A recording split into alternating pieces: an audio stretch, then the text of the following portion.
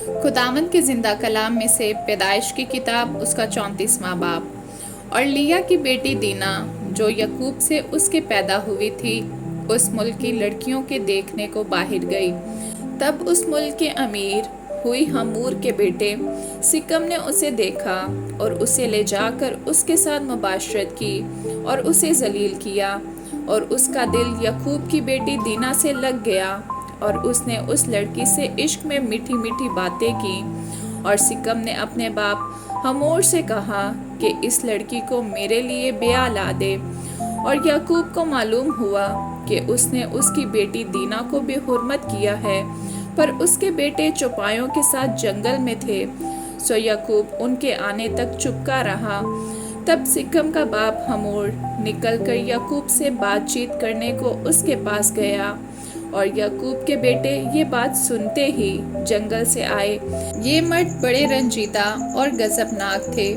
کیونکہ اس نے جو یعقوب کی بیٹی سے مباشرت کی تو بنی اسرائیل میں ایسا مکروہ فعل کیا جو ہرگز مناسب نہ تھا۔ تب حمور ان سے کہنے لگا کہ میرا بیٹا سکم تمہاری بیٹی کو دل سے چاہتا ہے، اسے اس کے ساتھ بیاہ دو، ہم سے سمدھیانہ کر لو،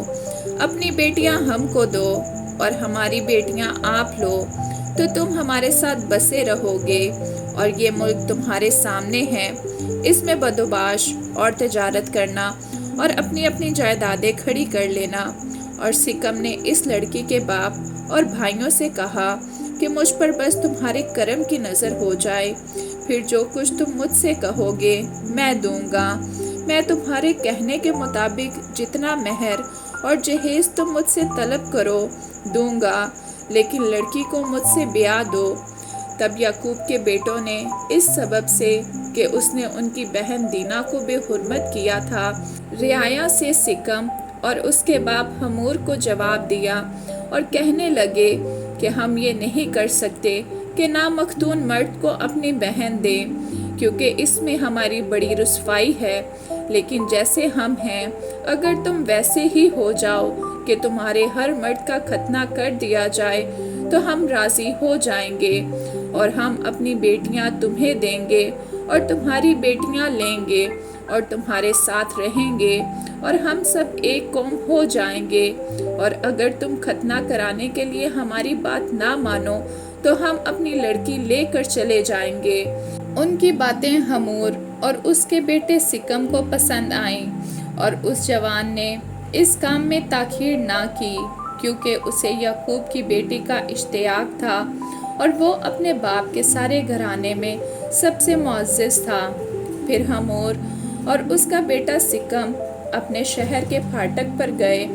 اور اپنے شہر کے لوگوں سے یوں گفتگو کرنے لگے کہ یہ لوگ ہم سے میل جول رکھتے ہیں، بس وہ اس ملک میں رہ کر سوداگری کریں، کیونکہ اس ملک میں ان کے لیے بہت گنجائش ہے، اور ہم ان کی بیٹیاں بیاہ لیں اور اپنی بیٹیاں ان کو دیں، اور وہ بھی ہمارے ساتھ رہنے اور ایک قوم بن جانے کو راضی ہیں،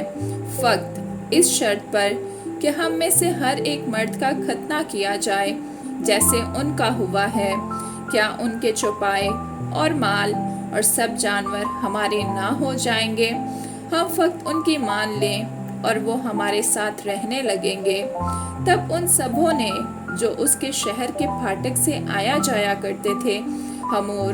اور اس کے بیٹے سکم کی بات مانی، اور جتنے اس کے شہر کے پھاٹک سے آمد و رفت کرتے تھے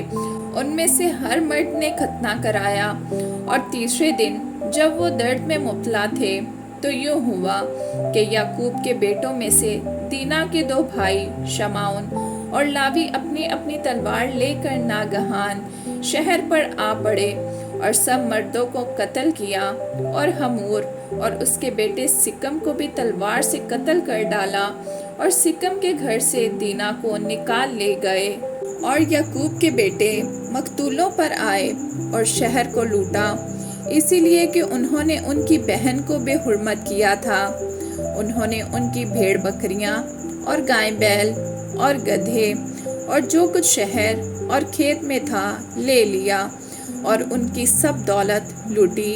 اور ان کے بچوں اور بیویوں کو اسیر کر لیا۔ اور جو کچھ گھر میں تھا سب لوٹ کھسوٹ کر لے گئے۔